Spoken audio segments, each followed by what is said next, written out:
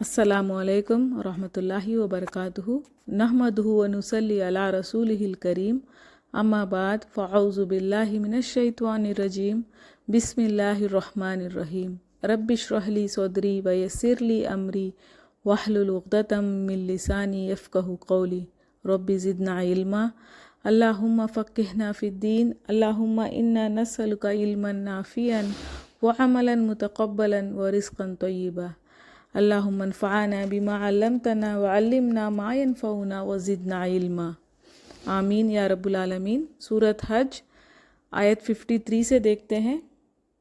आयत 53 लियजअला ताकि वो बना दे माँ उसे जो युल्क़ी डालता है अश-शैतानु शैतान फितनतन एक आज़माइश लिल्लज़ीना उन लोगों के लिए फ़ी क़ुलूबिहिम जिनके दिलों में मरज़न बीमारी है वलखासियती और सख्त है क़ुलूबुहुम दिल उनके व इन्ना और यकीनन अज़्ज़ालिमीना ज़ालिम लोग लफ़ी शिक़ाक़िन अलबत्ता मुखालिफत में है बईदिन दूर की। लोगों के अंदर फितना पैदा करने के लिए इस तरह से वसवसे डालता है शैतान, और जिनके दिल बीमार होते हैं सख्त होते हैं उसके इन फितनों में आ जाते हैं। तो कौन शैतान के वसवसों में आ जाते हैं? एक तो जिनका दिल बीमार होता है और दूसरा जिनका दिल सख्त होता है। जब दिल बीमार है तो कोई भी कमज़ोरी को कुछ भी छोटा सा भी कुछ अगर धक्का लगता है तो फिर वो टूट जाता है, वो अल्लाह को छोड़ के शैतान के तरफ चले जाता है, शैतान के दिखाए हुए रास्तों पर चला जाता है। क्योंकि ईमान कमज़ोर था, दिल बीमार था, तो जिसका जिस्म भी बीमार है तो हम देख सकते हैं इम्यूनिटी लो होती है तो फिर दूसरी चीज़ें भी बहुत जल्दी अटैक कर लेते हैं।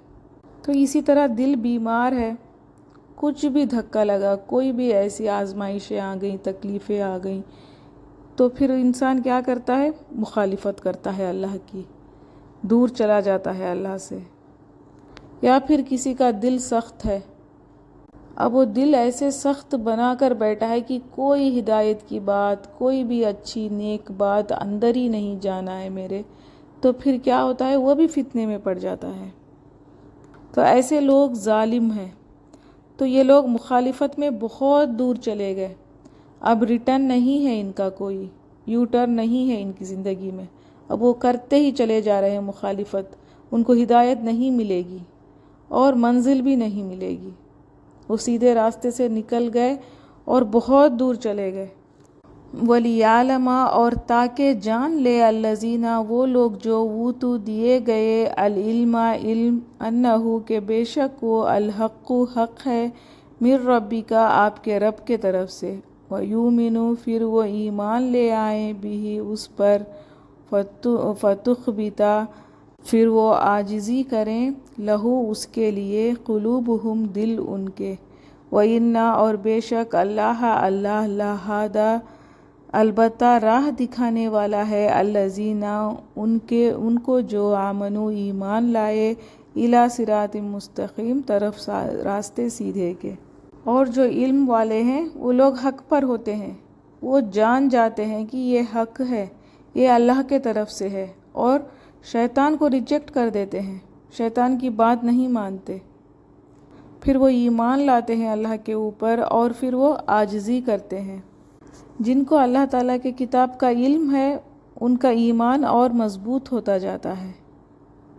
फिर अल्लाह ताला उनको गाइड करता है सिरातुल मुस्तकीम पर, सीधे रास्ते पर हिदायत देता है अल्लाह ताला उनको। किनको? ईमान वालों को। तो ये लोग शैतान के बातों से मुतासिर नहीं होते, उनको इल्म होता है, कुरान का पता होता है, अल्लाह ताला के कलाम का इल्म होता है उन लोगों को, और उनको पता है कि ये हक़ है। तो फिर कोई भी उनको सीधे रास्ते से हटा नहीं सकता, क्योंकि अल्लाह ताला उनको हिदायत देता है। जो अल्लाह ताला के लिए निकलता है फिर अल्लाह ताला उन्हें नहीं छोड़ता, वो फिर नेकियां करते चले जाते हैं, अल्लाह ताला उनसे करवाता है। तो वो लोग एकदम पक्का होते हैं अल्लाह के बात पर, ईमान पर, इधर उधर की बातों को नहीं सुनते, शैतान के वसवसे उन्हें कुछ नहीं कर सकते। तो इसीलिए इल्म ज़रूरी है, قرآن کا علم، سیرت سمجھنا ہے نبی صلی اللہ علیہ وسلم کی، نبی صلی اللہ علیہ وسلم کی زندگی سے علم سیکھنا ہے اور قرآن بھی سیکھنا ہے، سمجھنا ہے، تبھی ہمارا ایمان مضبوط ہوگا، تبھی ہم شیطان کے وسوسوں سے بچیں گے۔ ورنہ کیا ہوگا؟ بہت سارے ایسے لوگ ہیں انسانوں میں جیسے شیطان ہیں، تو ان کا کام ہی یہی ہوتا ہے کہ مسلمانوں کو، ایمان والوں کو دین کے راستے سے ہٹا دیں۔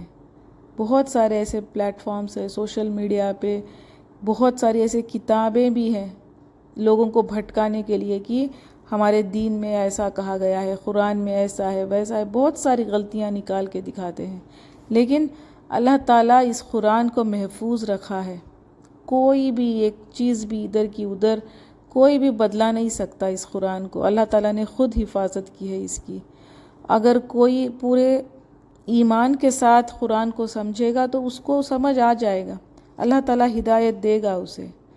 آیت 55 وَلَا يَزَالُ اور ہمیشہ رہیں گے الَّذِينَ وہ جنہوں نے کفروا کفر کیا، فی مریۃ شک میں، منہ اس کے طرف سے، حتیٰ یہاں تک کہ تاتیہم آ جائے گی ان کے پاس، الساعۃ گھڑی، بغتۃ اچانک، او یا یاتیہم آ جائے گا ان کے پاس، عذاب یوم دن عقیم بانجھ کا۔ ہمیشہ رہیں گے وہ جنہوں نے کفر کیا شک میں، تو جو بھی کفر کرتا ہے، کافر جو بھی ہے، اس کے پاس ہمیشہ ایک ڈاؤٹ رہتا ہے، ایک شک رہے گا۔ کس کے بارے میں؟ نبی کے بارے میں، قرآن کے بارے میں، اللہ کے بارے میں۔ نبی صلی اللہ علیہ وسلم جب قرآن پڑھ رہے تھے، سورہ نجم پڑھ رہے تھے، تو شیطان نے کفار کے دل میں ایسا خیال ڈال دیا کہ نبی صلی اللہ علیہ وسلم بتوں کی تعریف کر رہے ہیں۔ جب آیتیں آئیں، نبی صلی اللہ علیہ وسلم نے پڑھا، کیا تم نے دیکھا لات، عزیٰ، منات کو؟ تو یہ بہت بڑی بڑی دیویوں کے نام تھے مشرکوں کے۔ تو مکہ والوں کو شیطان نے دل میں خیال ڈالا کہ دیکھو دیکھو تمہارے بتوں کی تعریف ہو رہی ہے، تو یہ لوگ بہت خوش ہو گئے۔ پھر بعد میں سجدے کی آیت آئی، نبی صلی اللہ علیہ وسلم نے سجدہ کیا تو سارے مل کے سجدہ کر دیا تھا، وہ سمجھے تھے کہ اپنی دیویوں کو سجدہ کر رہے ہیں۔ تو یہ بات حبشہ تک پہنچ گئی تھی، ہجرت کر کے بہت سارے مکہ سے مسلمان وہاں چلے گئے تھے۔ جب ان کو یہ پتہ چلا کہ سارے مکہ والوں نے نبی صلی اللہ علیہ وسلم کے ساتھ مل کے سجدہ کیا ہے، تو ان لوگوں نے سوچا سارا مکہ والے مسلمان ہو گئے ہیں، اور مسلمان خوش ہو کے واپس مکہ آ گئے۔ بعد میں پتہ چلا کہ کوئی مسلمان نہیں ہوا تھا، مشرک مکہ ویسے ہی تھے۔ اور پھر آنے کے بعد صحابہ نے بہت ساری مشکلیں اٹھائیں۔ اس طرح سے شیطان وسوسے ڈالتا ہے۔ تو ایسے کفر کرنے والے جو شک میں رہتے ہیں، ان کے لیے کیا ہے؟ اچانک عذاب آ جائے گا۔ اب یہاں پر عذاب قیامت بھی ہو سکتی ہے، موت بھی، یا پھر قوموں پہ جو عذاب آتا ہے اللہ کی طرف سے وہ بھی ہو سکتا ہے۔ اور وہ دن کیسا ہوگا؟ عقیم، بانجھ کا۔ بانجھ کس کو کہتے ہیں؟ جو عورت بچے نہیں پیدا کر سکتی۔ تو یہاں پر اس دن کو، قیامت کے اس دن کو بانجھ کیوں کہا؟ کیونکہ اس کے بعد کوئی دوسرا دن نہیں ہوگا، بس یہی آخری دن ہے۔ جیسے سنڈے کے بعد منڈے ہے، منڈے کے بعد ٹیوزڈے، اس طرح سے ایک دن کے بعد ایک دن آتا رہتا ہے۔ لیکن قیامت کا دن کیا ہے؟ آخری دن ہے، اس کے بعد پھر کوئی دن نہیں ہے ایسا۔ یہاں تک ختم ہو جائے گا حساب کتاب، جزا سزا، ہر چیز کا انصاف، سب ہو جائے گا۔ اس کی کوئی دوسرا، پھر اس کے برابر کوئی دوسرا دن نہیں ہوگا، اس لیے یہاں پر اس کو بانجھ کہا ہے۔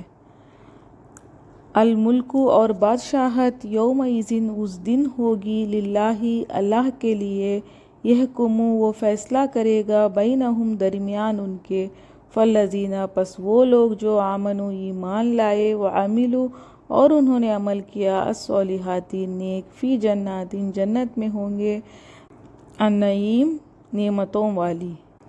اللہ غیب کے پردے میں ہے، لیکن اس دن اللہ تعالیٰ سامنے آئے گا، پھر فیصلہ کرے گا درمیان لوگوں کے جو ایمان لے کر آئے اور جو صالح عمل کیے، نیک عمل جو کریں گے ان کے لیے ہے۔ تو یہ کنڈیشن ہے، صرف ایمان لے کر آنا نہیں ہے، ایمان لے کر بھی آتے ہیں اور پھر انہوں نے عمل کیے نیک، تو ان کے لیے کیا ہے؟ وہ لوگ جنت میں ہوں گے۔ ہم سمجھتے ہیں کہ ہم مسلمان ہیں، اللہ کے اوپر ہمارا ایمان ہے، اور پھر ہم عمل سے کر کر نہیں دکھاتے، تو پھر اس کا بھی کچھ نہیں کہہ سکتے۔ اللہ کا رحم کب ہوگا؟ جب انسان ایمان بھی لے کر آئے اور صالح عمل بھی کرے، یہ دو ملیں گے تبھی کیا ہوگا؟ جنت کی نعمت ملے گی۔ والذین، اور وہ جنہوں نے کفروا کفر کیا، وکذبوا اور جھٹلایا بآیاتنا ہماری آیات کو، فاولئک تو یہی لوگ ہیں، لہم ان کے لیے عذاب عذاب ہوگا، مہین رسوا کن عذاب ہے، جو جھٹلاتے ہیں، جو اللہ کے فیصلوں کا انکار کرتے ہیں، اللہ کو مانتے نہیں ہیں، اللہ کے ساتھ کسی اور کو بھی الہ بنا لیا ہے یا پھر کسی اور کو خدا بنا لیا ہے، تو ایسے کافروں کے لیے عذاب ہے، یہ رسوا کن عذاب ہے۔ ان کا سب سے بڑا گناہ کیا ہے؟ یہ جھٹلاتے ہیں آیتوں کو، اللہ کی، خود بھی بھٹکے ہوئے ہیں اور دوسروں کو بھی بھٹکاتے ہیں۔ والذین، اور جنہوں نے ہاجروا ہجرت کی، فی سبیل اللہ اللہ کے راستے میں، ثم پھر قتلوا وہ قتل کیے گئے، او یا ماتوا وہ مر گئے، لَيَرْزُقَنَّهُمْ البتہ ضرور رزق دے گا انہیں اللہ رزق حسناً اچھا، وَإِنَّ اور بے شک اللہ لَهُوَ البتہ وہی، خیر بہتر ہے، الرازقین سب رزق دینے والوں سے۔ اور جنہوں نے ہجرت کی اللہ کے راستے میں، پھر وہ قتل کیے گئے یا پھر وہ مر گئے۔ اسلام آنے کے پہلے مکہ میں لوگ بہت سکون میں تھے، کعبہ کے متولی تھے، پھر سب کچھ الٹ پلٹ ہو گیا ایمان لانے کے بعد۔ تو اس زمانے میں عربوں میں پروٹیکشن قبیلے سے ہوتا تھا، لیکن مکہ میں جب صحابہ ایمان لے کر آئے نبی صلی اللہ علیہ وسلم کے اوپر، تو پھر کیا ہوا تھا؟ ان کو ان کے خاندان والوں نے چھوڑ دیا تھا، نہ قبیلہ تھا، نہ کوئی کام تھا، نہ مال تھا، کچھ بھی نہیں تھا ان کے پاس۔ کس وجہ سے؟ صرف ایک اللہ کو ماننے کی وجہ سے۔ تو بہت سارے لوگوں کے اوپر بہت ظلم ہوتا تھا، تو دین کو بچانے کی خاطر بہت سارے لوگوں نے ہجرت کی تھی، ریفیوجیز بن گئے۔ تو ہر طرح سے تنگی تھی، ہوم لیس ہو گئے تھے، کپڑے نہیں تھے، کوئی چیز نہیں، کھانا پینا نہیں۔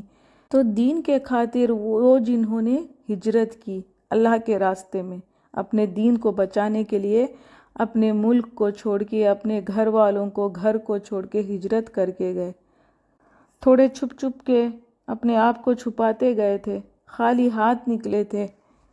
ایسے لوگ اگر آج بھی اگر کوئی ایسا ہے، کسی کو دین پر چلنا مشکل ہے، کہیں پر ایسے حالات ہیں، ایسی زمین ہے جہاں پہ لوگ دین پر چلنے نہیں دے رہے ہیں، تو وہ لوگ بھی اگر ہجرت کرتے ہیں، کہیں اور چلے جاتے ہیں، یا پھر قتل کیے گئے، اللہ کے راستے میں قتل کیے گئے، یا پھر جنگ ہوئی۔ بدر میں کیسے تھے مجاہرین؟ کچھ نہیں تھا ان کے ہاتھوں میں، کسی کے ہاتھوں میں ڈنڈا تھا، صرف ایک لکڑی پکڑ کے وہ لوگ جنگ کے لیے نکلے تھے، کسی کے ہاتھ میں کچھ نہیں تھا۔ تو یہ لوگ اللہ کے خاطر لڑنے گئے تھے، اللہ کے حکم پہ لڑنے نکل گئے اور اللہ کے راستے میں مر گئے، جنگ کی اور ان کو قتل کر دیا گیا۔ یا پھر ایسے ہی کوئی مر گئے، اللہ کے راستے میں تھے، ساری زندگی دین کے خدمت میں لگے رہے، اللہ کے حکم مان کے فرما برداری کی زندگی گزارے تھے، تو ان کے لیے اللہ تعالیٰ نے کیا کہا ہے؟ ضرور البتہ دے گا بدلہ انہیں، اللہ ان کو رزق دے گا۔ اللہ تعالیٰ نے کہا ہے یہاں پہ کہ وہ رزقاً حسنا دے گا، اچھا رزق۔ جب اللہ تعالیٰ نے فرمایا حسنا ہے، اچھا ہے، تو وہ کیسا ہوگا؟ تو یہاں پر دو لوگوں کی بات کی جا رہی ہے، کوئی اللہ کے راستے میں جنگ کیا، مر گیا، یا ہجرت کی راستے میں مر گیا، یا پھر کوئی ایسے ہی بستر پہ ایسے ہی مر گیا، دونوں بھی شہید ہیں۔ ہجرت کر کے اللہ کے لیے نکل گئے تھے، یہ اپنے بستی سے نکل کر چلے گئے، اللہ کے راہ میں نکل گئے، اب راستے میں کسی کو موت آتی ہے تو پھر وہ شہید ہے۔ اسی طرح حج کے لیے نکلا ہے، کوئی عمرہ کے لیے نکلا ہے، اللہ کے راستے میں نکلا ہے، تو اس کو راستے میں ہی موت آ جاتی ہے تو وہ بھی شہید ہے۔ اسی طرح علم کے راستے میں نکلا ہے، علم حاصل کرنے کے لیے نکلا ہے، علم سیکھ رہا ہے، سمجھ رہا ہے، اس پہ عمل کرنے کی کوششوں میں ہے، وہ ایسے ہی بستر پر بھی مر گیا تو وہ بھی شہید ہے۔ مصعب بن عمیر تھے، ماں باپ کے بڑے لاڈلے تھے، بہت امیر تھے، ماں سے بہت ڈرتے تھے، بڑی میٹھی بات کرتے تھے، لیکن جب ایمان لے کر آئے، ماں نے تھپڑ مارا تھا، بہت فورس کیا تھا کہ اس دین کو چھوڑ دیں، لیکن وہ دین کو نہیں چھوڑا تھا انہوں نے۔ بہت امیر تھے تو اتنے غریب ہو گئے تھے، اتنے ایکسپینسیو پرفیوم لگاتے تھے، جہاں سے بھی نکلتے تھے سب کو پتہ ہوتا تھا کہ یہاں سے مصعب گزرے ہیں۔ تو ان کے پاس کھانے کے لیے کھانا نہیں تھا، دین میں آنے کے بعد نہ کپڑے تھے، ماں باپ نے نکال دیا تھا، تو نبی صلی اللہ علیہ وسلم نے ان کو مدینہ روانہ کر دیا تھا۔ تو اسلام کے پہلے سفیر تھے یہ مدینہ میں، تو اللہ کے راستے میں سب کچھ قربان کر کے نکل جاتے تھے۔ تو ایسے لوگوں کو اللہ تعالیٰ پھر نہیں چھوڑتا، ان کو بدلہ دیتا ہے، اچھا رزق دیتا ہے۔ اور جب ان کو موت آئی تھی، کفن کے لیے بھی کپڑے نہیں تھے، نبی صلی اللہ علیہ وسلم کے آنکھوں سے آنسو نکل گئے تھے۔ تو یہ مصعب بن عمیر اتنے امیر، ان کو بہت اچھا کوالٹی کا کپڑا ان کی ماں منگواتی تھی، ایسا لباس تھا ان کا، مکہ میں کوئی نہیں پہنتے تھے ان کے جیسا لباس، اور ان کی عطر بھی اتنی بہت ایکسپینسیو ہوتی تھی۔ تو کیا تھے؟ خالی ہاتھ تھے، دنیا کا کچھ بھی فائدہ نہیں ملا تھا انہیں، لیکن یہ قیامت کے دن شہداء میں شامل ہوں گے۔ اور اللہ تعالیٰ نے پہلے بھی ہم نے پڑھا ہے، جو شہداء ہیں اللہ تعالیٰ نے کہا ان کو مردہ نہیں کہو، وہ زندہ ہے، برزخ کی زندگی میں وہ رزق دیے جاتے ہیں، پرندوں کے شکل میں وہ اڑتے ہیں جنت میں۔ اللہ کے راستے میں جو شہید ہوتے ہیں ان کو بہترین بدلہ دے گا اللہ تعالیٰ۔ لا يدخلنہم، البتہ وہ ضرور داخل کرے گا انہیں، مدخلاً داخل ہونے کی جگہ، یردونہ وہ پسند کریں گے جسے، وَإِنَّا اور بے شک اللہ لعلیم البتہ خوب علم والا ہے، حلیم خوب حلم والا ہے۔ البتہ وہ ضرور داخل کرے گا انہیں داخل ہونے کی جگہ، کون سی جگہ ہے؟ جنت میں۔ جنت کے گیٹ کو دیکھتے ہی خوش ہو جائیں گے جنتی، اور وہ پسند کریں گے جسے، وہ اللہ سے راضی ہو جائیں گے، جو اللہ تعالیٰ انہیں عطا کیا ہے اس سے راضی ہو جائیں گے۔ اللہ تعالیٰ نے کہا ہے یہاں پر کہ میں راضی کر دوں گا انہیں۔ اللہ تعالیٰ خوب علم والا ہے، اللہ تعالیٰ جانتا ہے یہ لوگ دنیا میں کیسی کیسی مشکلیں اٹھائی تھی، کیسے اللہ کے راستے میں ڈٹے رہے، اور ان کی موت کیسی حالت میں آئی تھی، سب کچھ اللہ تعالیٰ کو پتہ ہے۔ اور اللہ تعالیٰ حلم والا ہے، تحمل کے ساتھ چل رہا ہے، ڈھیل دے رہا ہے انسان کو، کیونکہ وہ حلیم ہے، انسان کو جلدی نہیں پکڑتا، ٹائم دیتا ہے تاکہ وہ پلٹ آئے، توبہ کر لے۔ ذالکہ یہ ہے وہ من، اور جو کوئی عاقبہ بدلہ دے، بمثلی مانند اس کے، ماں جو عوقبہ ستائے گئے، بھی اسے، ثم پھر بغیا زیادتی کی گئی، علیہ اس پر، لینصرنہ البتہ ضرور مدد کرے گا اس کی، اللہ ان اللہ بے شک اللہ لغفور البتہ بہت معاف کرنے والا ہے، غفور بہت بخشنے والا ہے۔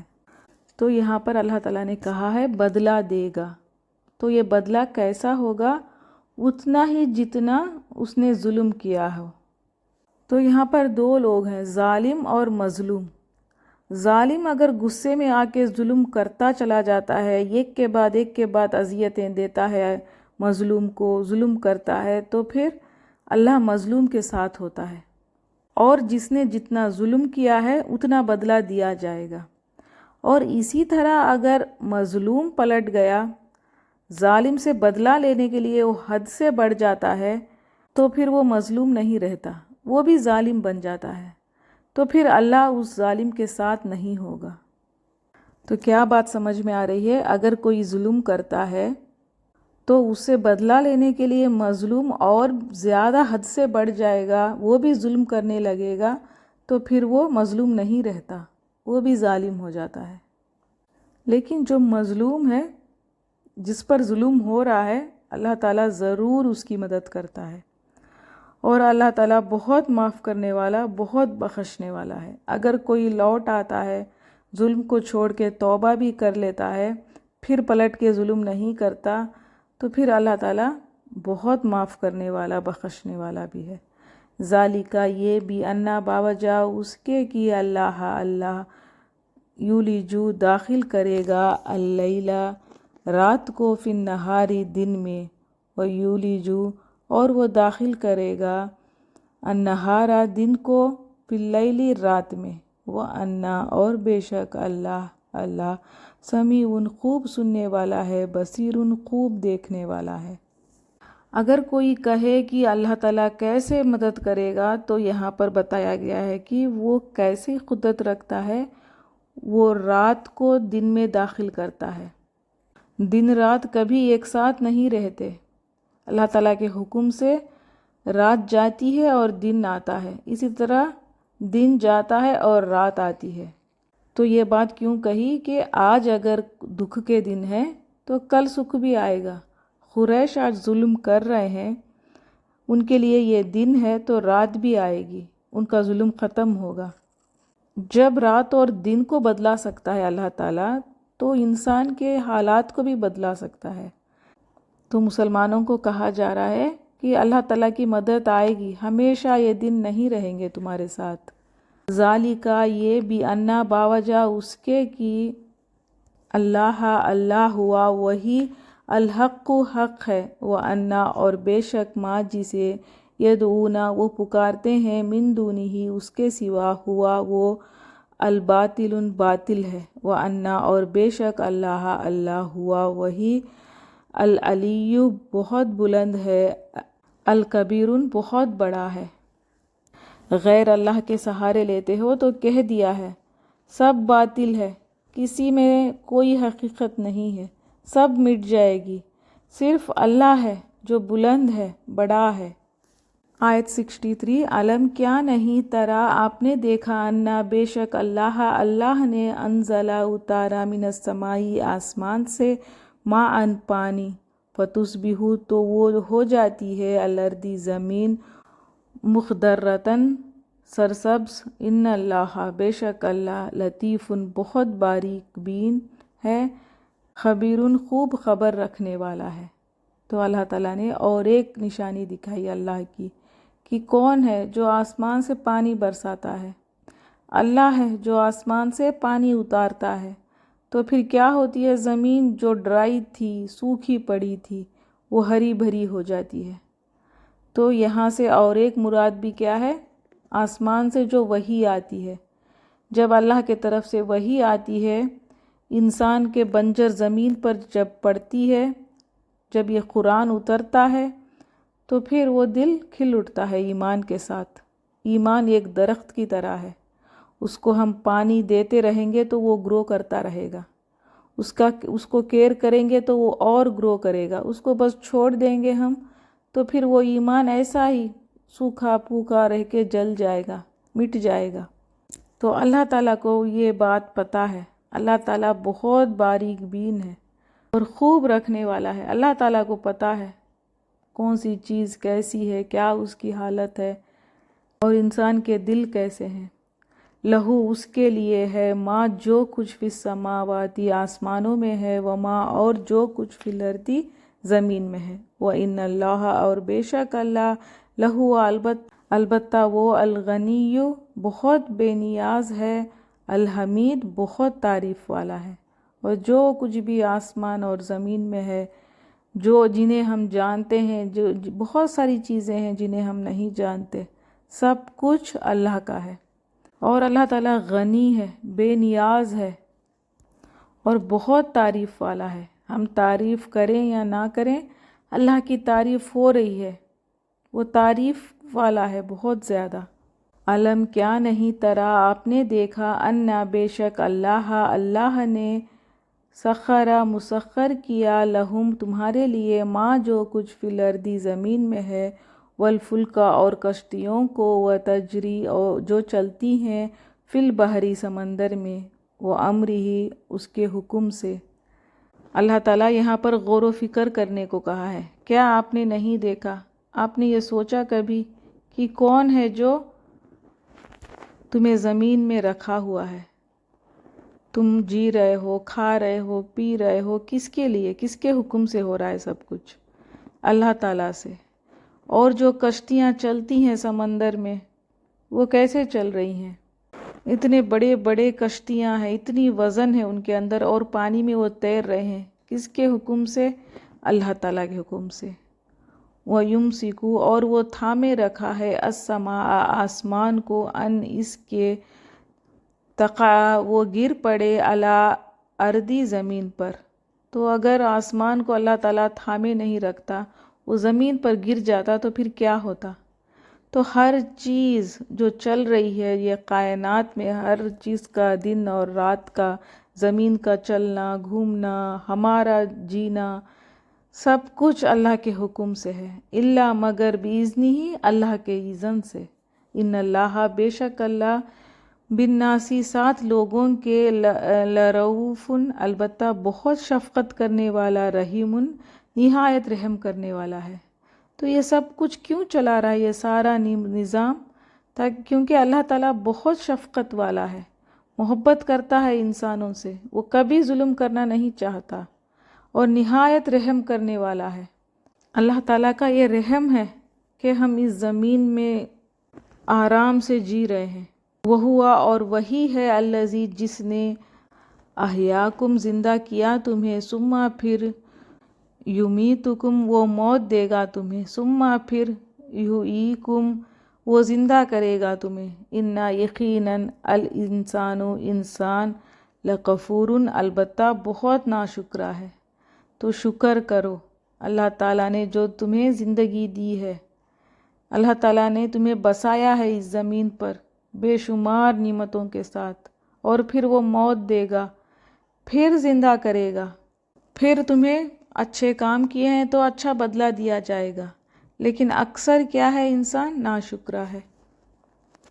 آیت 67، لِكُلِّ واسطے ہر ایک، امت کے، جعلنا مقرر کیا ہم نے، مسکنن عبادت کا طریقہ، ہم وہ، ناسکوہ چلنے والے ہیں اس پر، فلا تو نہ، ینازعنک وہ ہرگز جھگڑا کریں آپ سے، فی الامر اس معاملے میں، ودعو اور دعوت دیجئے، الی ربک طرف آپ کے رب کے، انک بے شک آپ، لعلی البتہ اوپر، ہدن ہدایت، مستقیم سیدھے کے ہیں۔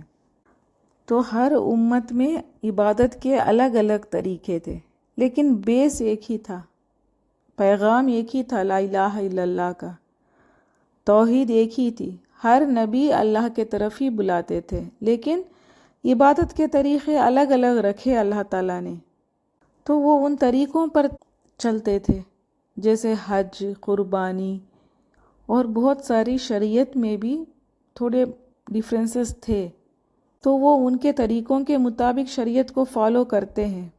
ہر امت کو اللہ تعالیٰ نے کتاب دی تھی، بہت سارے صحیفے بھی آئے تھے، تو اپنے اس شریعت کے حساب سے، ان کتابوں کے حساب سے وہ عبادت کرتے تھے اللہ تعالیٰ کی۔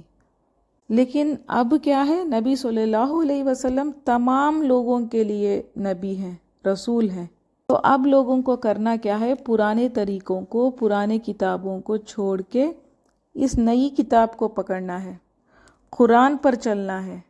تو جب یہ پیغام نبی صلی اللہ علیہ وسلم آگے لے کر آئے، دعوت دیا لوگوں کو، تو پھر وہ لوگ جھگڑے کرنے لگے، تو اللہ تعالیٰ نے کہا ہرگز نہ جھگڑا کریں آپ سے اس معاملے میں۔ کس معاملے میں؟ اس دین کے معاملے میں، پھر اللہ تعالیٰ نے کہا نبی صلی اللہ علیہ وسلم سے کہ آپ حق کی دعوت دے رہے ہیں.